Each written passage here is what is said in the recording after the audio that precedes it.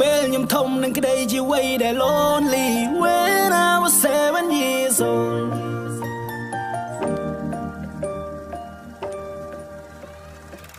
nhung pram từ ma nhung pram từ para we don't fall out no more ជីវិតពីមុនមិនដូចឥឡូវកូនត្រូវតែតាំងឡើងដូចវល់កូនមានចំណាមិនហ៊ានប្រហែលរៀប plan ជីវិតឲ្យរួចរាល់ជីវិតខ្ញុំគូដូចជាងគំនូដើមមុងលើគេហាទំព័ររៀងរាល់រាត្រីខ្ញុំជួងបារីកិនពីជីវិត3នាទីមិនហ៊ានគិតច្រើនវាមិនចម្រើនខ្លាចមានកង្វល់ធ្វើគុណពីគ្រួសារពីបាលែងចង់ពីបាគ្រប់យ៉ាងធ្វើឲ្យខ្ញុំពេលីអ្នកមកកុំព្រួយបាឈុំបារម្ភព្រោះកូនធំហើយនៅពេលនេះធ្លាប់ដល់កាន់សួនកាឈឺ